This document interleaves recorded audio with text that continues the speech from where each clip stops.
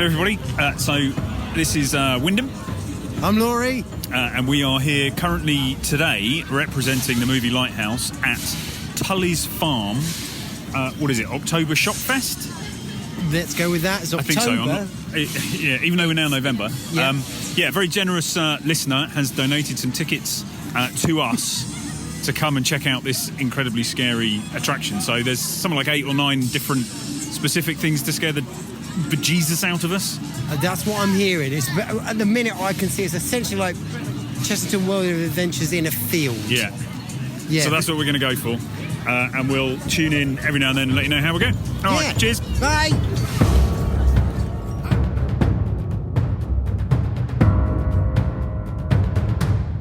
That was great. Wasn't that good? What was it called? I can't remember. 9/11? Something like that. 9/11? What was it? Yeah. What nothing to do with 9/11? No, I don't mean that kind of 9/11. Oh. Okay, explain what we just did.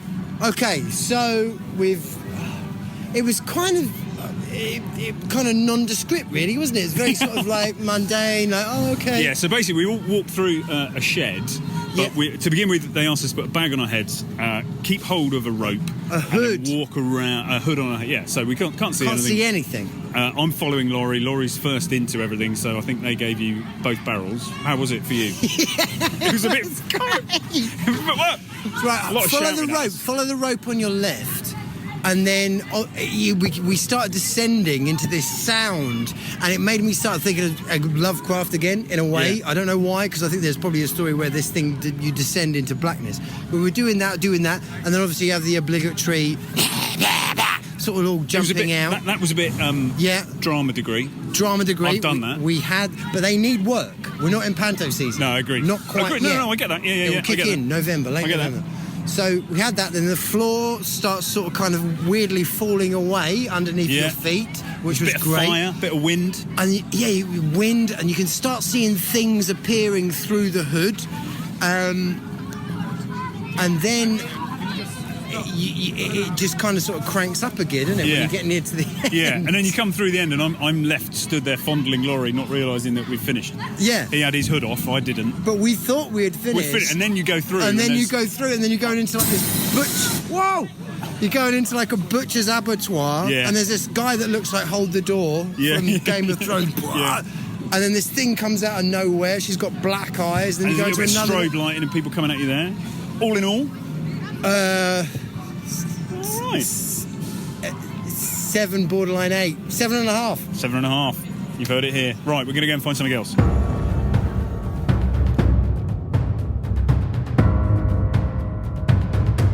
Okay, Laurie. So we've just done 2.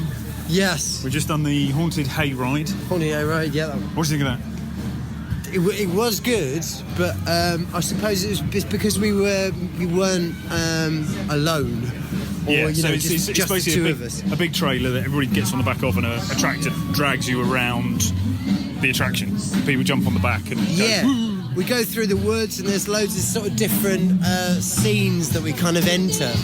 A lot of people come on board and scare us. I must admit, the chainsaws at the end were slightly concerning. They sounded really realistic, didn't they? They were definitely live chainsaws. However, I think the actual saw element had been taken off. But you could hear them vibrating against. They were putting it in between people and waving them around. And the smoke was coming out. The sound, you could smell the petrol. Yeah. They looked pretty fucking scary. The people that were wielding them. Yeah. So that was good. That was good. But out of all of them, I think it's because we were that sort of group all together. It was just sort of like sit back and enjoy. Agreed, not scary. And we also did a simulator, with the haunted mine ride, which is about as cack as most simulators are, to be fair. So that was a bit potent. Yeah. But other than that, on the back to the hay ride though, you did say, fucking hell, they put a lot of effort. They put a lot of effort. There was a full-size dinosaur in there at some point. Yeah, there was. They had buses, they had cars, they built little villages. Yeah. It was a good effort. They had a naughty nun. They had 2 naughty nuns who offered us confessional round the back, as it were. Come into a confessional box, which was round the back.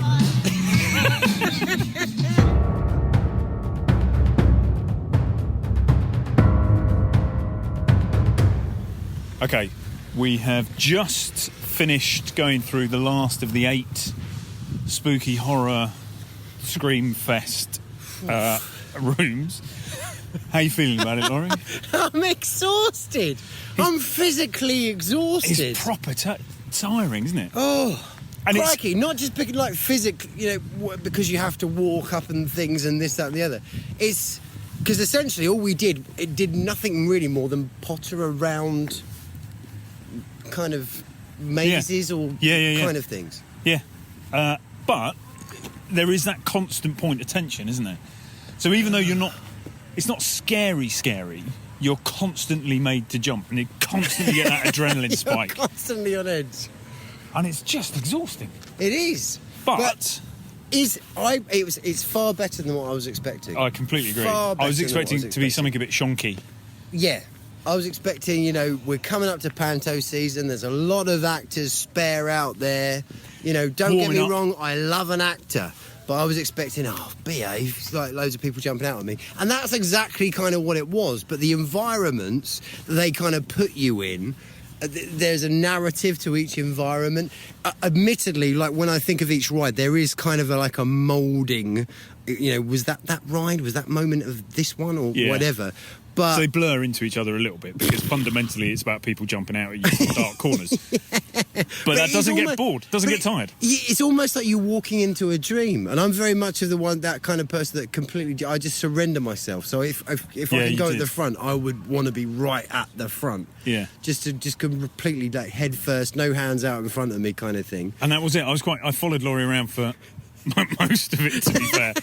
And he was just, I'm just walking. Yeah. No hands, and there were a couple of these things where they're kind of like big airbags either side of you that you have to force your way through them.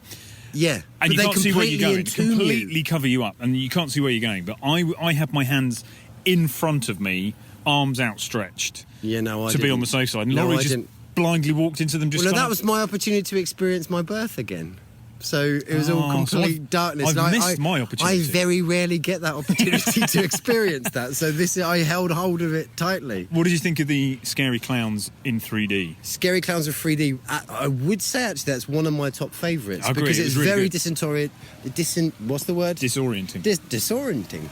And there's a lot of Charlie and the Chocolate in there, where you're going into these rooms, they're getting smaller. You've got a lot of sort of checkeredness that goes weird and twisted. We went into the tunnel, didn't we? Yeah. That was spinning and completely it was a little bit psychedelic, trippy. completely and trippy. you're given 3D glasses as well, so there's a whole lot of neon paint everywhere, and that jump pops out at you as you walk round, and it's really disorienting. But whilst you've got to realise, whilst you're doing all of this, there's fucking scary clowns like constantly just coming out and giving you sort of coming out of places you wouldn't even fucking expect, coming out of your back pocket. There was one on bungee cords as well. It leapt at you. Well, yeah, it was kind of on the wall. Well, she leapt off the wall. Yeah, she was talking to someone like in the corner, and then suddenly she just appears jumps completely out at you, and then zaps up to the ceiling again. It's like, what the fuck, girl?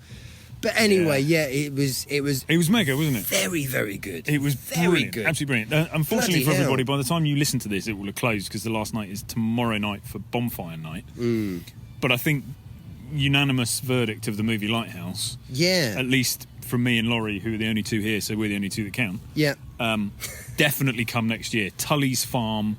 Google that, and it will come up with their October Screamfest or whatever it is. But it is fantastic. Well worth it. It's really great production, great finish. And if you want to physically experience kind of dreams in a way, for want of a better word, quite dark dreams, quite jumpy dreams, quite exhausting dreams, just have a go. Yeah. Have a go. I mean, like 50 quid a ticket. This was the tickets that we had. Fast track, so you can jump the queue. Yeah, you don't have to wait on that queue crap. 50 quid, which kind of like it compares to what you'd be paying for Chessington World of Adventures. And this is obviously a very more. This is more visceral, though, isn't it? Very much so. Great. And we've just left, and we've been here 3.5 hours. Yeah. Which is way longer than I thought we'd be here. Should we go home? Yeah, let's go home. Should we kiss? Why not? Anyway, we will leave you with that, but come next year, definitely. It's awesome. Agreed.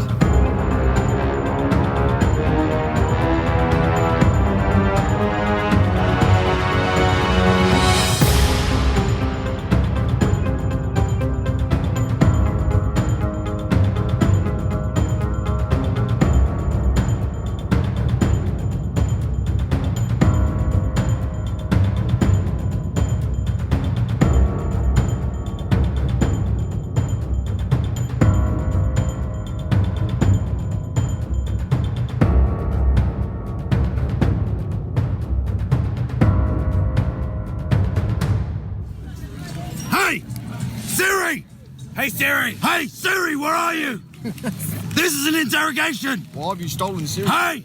Siri! Confess your sins! Come out! Siri! Siri! We have some questions for you! We've got some ghostly guards trying to invoke Siri. You've been a bad girl, Siri! Yeah. Siri! She has been a bad girl, that's why she's in the phone, sir.